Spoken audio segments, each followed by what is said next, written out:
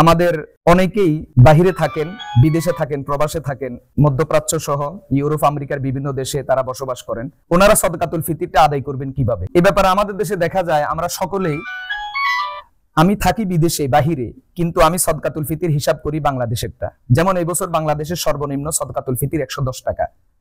তো আমরা ওই বাংলাদেশের সর্বনিম্ন সদকাতুল ফিতর হিসাবে আমরা বিদেশে থাকলেও আমরা ওই হিসাব করে আমরা আদায় করে থাকি। এইভাবে সদকাতুল ফিতর আদায় করলে শরীয়তের দৃষ্টিতে সহিভাবে আদায় হবে না, বরং সদকাতুল ফিতরের ক্ষেত্রে শরীয়তের সহি মাসআলা হলো ব্যক্তি যেই দেশে থাকবেন, যেখানে থাকবেন, ওখানের হিসাব মতে সদকাতুল ফিতর আদায় করতে হবে। অতএব যারা মধ্যপ্রাচ্যে থাকেন, ইউরোপ আমেরিকার বিভিন্ন দেশে অর্থাৎ প্রবাসে থাকেন, এক কথায় ওনারা ওখানের সদকাতুল ফিতর কত সেটা হিসাব করে আদায় করতে হবে। বাংলাদেশের হিসাবে আদায় করলে ওনাদের হবে না। হ্যাঁ, হিসাব ওখানেরটা করতে হবে, তবে এই আদায়টা ওখানের হিসাব মতে সদকাতুল ফিতরের আদায়টা এটা নিজ দেশেও পরিশোধ করা যাবে। এই কথাটা পরিষ্কার খেয়াল রাখতে হবে, পরিশোধ নিজ দেশেও করা যাবে, কিন্তু সদকাতুল ফিতরের হিসাবটা বাংলাদেশের করলে হবে না। প্রবাসী ভাইয়েরা যে দেশে আছেন ওই দেশের সদকাতুল ফিতর কত সেটা হিসাব করে আপনাকে আদায় করতে হবে। আল্লাহ তাআলা এই বিষয়টাও আমাদেরকে যথাযথভাবে খেয়াল রেখে সদকাতুল ফিতরের মতো গুরুত্বপূর্ণ এই আমল, এই ইবাদত, এই নেক কাজ আমাদেরকে আদায় করার তৌফিক দান করুন। আমরা সকলে বলি আমিন। সদকাতুল ফিতর এবং যাকাত অর্থাৎ দান খয়রাতের বিষয়ে আরো একটা বিষয় আমরা আলোচনা করার প্রয়োজন মনে করি। সে বিষয়টা হলো আমাদের প্রতিবেশীদের মধ্যে অনেক অমুসলিম আছেন। তো অমুসলিম ভাইদেরকে যাকাত ফিতরা দেওয়া জায়েজ হবে কিনা এই বিষয়টা আমাদের জানা থাকা দরকার। এ ব্যাপারে শরীয়তের সুস্পষ্ট নির্দেশনা যে যাকাত ফিতরা সহ যেই সকল দান অনুদান ওয়াজিব, এই জাতীয় দান কোনো অমুসলিমকে দেওয়া যাবে না, দিলে আদায় হবে না। এটা দিতে হবে একমাত্র মুসলমানকে। মুসলমানদের মধ্যে যারা হকদার, কোরআনে কারীমের সূরা তাওবার 60 নম্বর আয়াতের মধ্যে যাদের কথা বলা আছে কেবলমাত্র এদেরকেই দিতে হবে, কোনো অমুসলিমকে দিলে হবে না। এই বিষয়ে সহিহ বুখারীতে হযরত আব্দুল্লাহ ইবনে আব্বাস রাদিয়াল্লাহু তাআলা আনহুমা থেকে একখানা বর্ণনা পাওয়া যায়।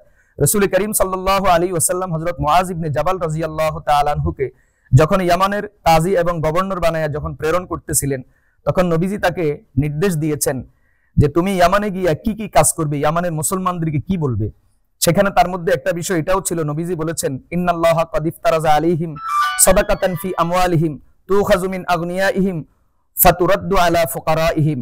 রাসূল করিম সাল্লাল্লাহু আলাইহি ওয়াসাল্লাম হযরত মুআজকে বলছেন, মুআজ তুমি তাদেরকে এই কথাও জানিয়ে দিবে যে আল্লাহ তাআলা তাদের মালের মধ্যে সাদাকা ফরজ করেছেন, যেটা তাদের ধনীদের থেকে নেওয়া হবে এবং তাদের গরিবদের মাঝে বিতরণ করা হবে।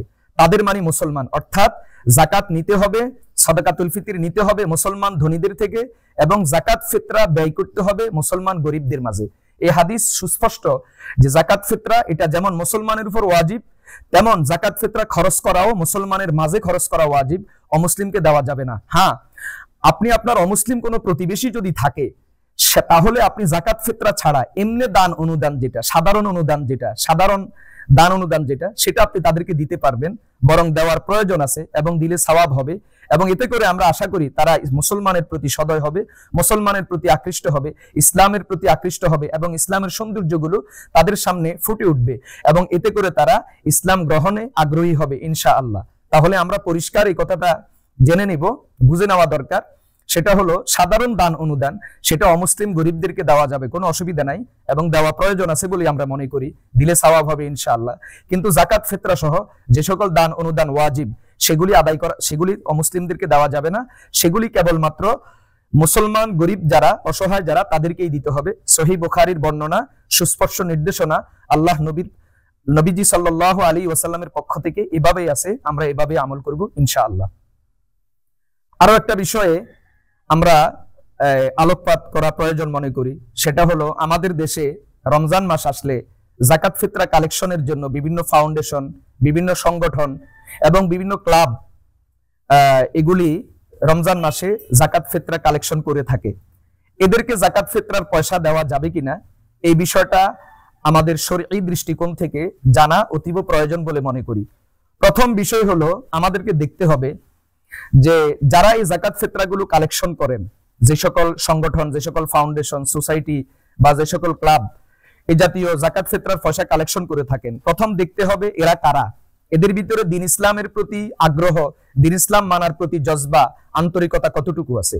যদি এমন হয় তারা ইসলাম বুঝতেও চায় না, ইসলাম মানতেও চায় না, ইসলাম মানার প্রতি ন্যূনতম আগ্রহ দেখা যায় না এবং সারা বছর দিন ইসলামের ব্যাপারে চরম উদাসীন, কিন্তু রমজান মাস আসলে যাকাত ফিতরা আদায় করার, যাকাত ফিতরা কালেকশন করার এবং সেটা ব্যয় করার জন্য খুব উঠে পড়ে লেগে যায়, তাহলে এটা একটা সন্দেহের জায়গা।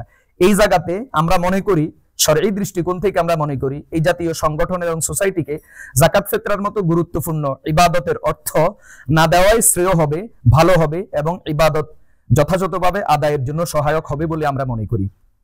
2 নম্বর বিষয় দেখতে হবে তারা লেনদেনের ক্ষেত্রে তাদের স্বচ্ছতা আছে কিনা, আয় ব্যয়ের ব্যাপারে তারা সম্পূর্ণ আমানতদারি রক্ষা করে কিনা, এই বিষয়টাও আমাদেরকে যথাসম্ভব যাচাই বাছাই করতে হবে। 3 নম্বর দেখতে হবে এই সংগঠন যাকাত ফিতরার অর্থ কি কাজে ব্যয় করে। যেমন যদি এমন হয় যে তারা এই অর্থ দিয়ে রাস্তা মেরামত করে, পোল কালভার্ট ব্রিজ মেরামত করে, তাহলে নিঃসন্দেহে রাস্তা মেরামত করা, পোল কালভার্ট ব্রিজ মেরামত করা নিঃসন্দেহে এগুলি অত্যন্ত সওয়াবের কাজ, কোনো সন্দেহ নাই।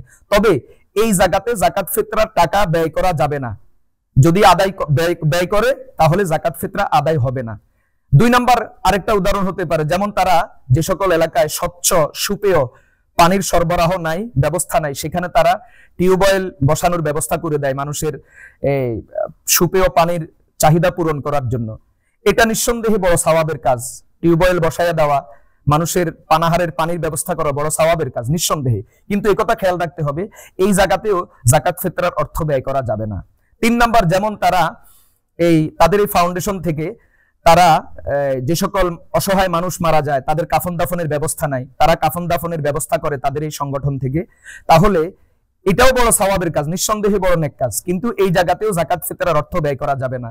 4 নম্বর, যেমন অসহায় বাবার অসহায় মেয়ে, এদের বিয়ে শাদীর তারা ব্যবস্থা করে, তাদের বিয়ে শাদীতে খাবার দাবারের ইন্তজাম করে, গয়নাগাটি ইত্যাদি ক্রয় করার ইন্তজাম করে দেয়, ব্যবস্থা করে দেয়, এটাও নিঃসন্দেহে বড় সওয়াবের কাজ, কিন্তু এই জায়গাতেও যাকাত ফিতরার অর্থ ঢালাওভাবে এইভাবে ব্যয় করা যাবে না।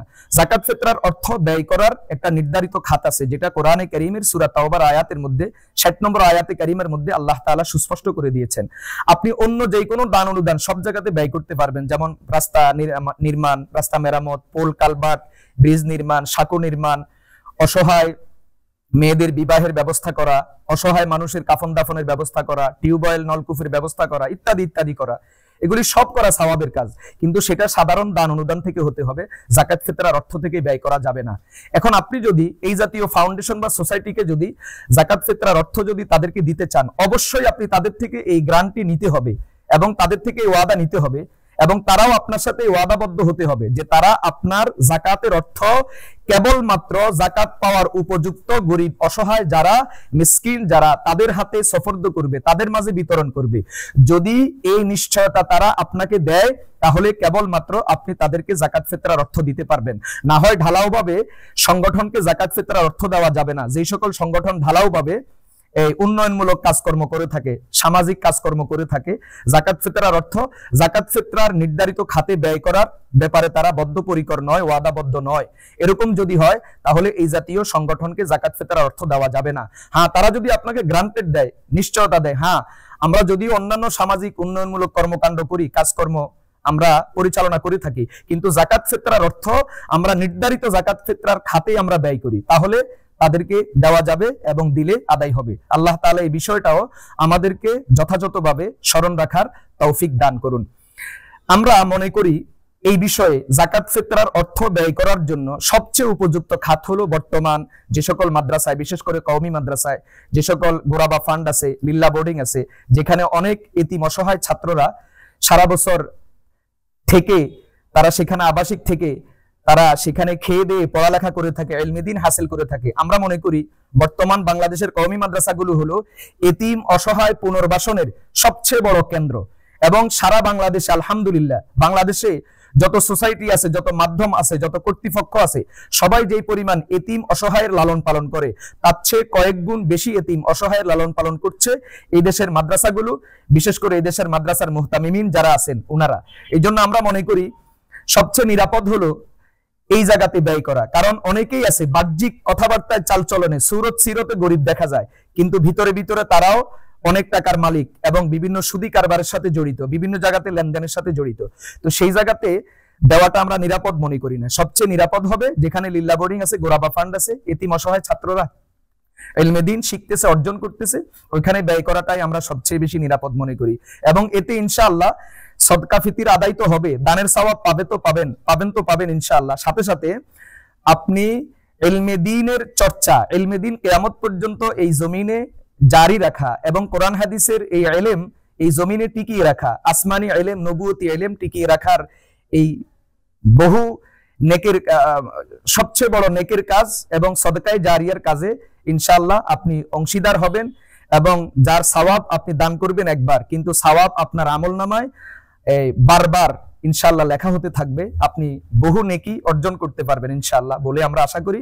এই জন্য আমরা মনে করি সবচেয়ে নিরাপদ যাকাত ফিতরা ব্যয় করার ক্ষেত্রে, যাকাত ফিতরা আদায় করার ক্ষেত্রে, দান করার ক্ষেত্রে এই জাতীয় মাদ্রাসাগুলোতে দান করা, এটা সবচেয়ে বেশি আমরা নিরাপদ মনে করি। আল্লাহ তাআলা আমাদের সকলকে এই বিষয়গুলো বুঝার এবং সেই অনুযায়ী আমল করার তৌফিক দান করুন, আমিন।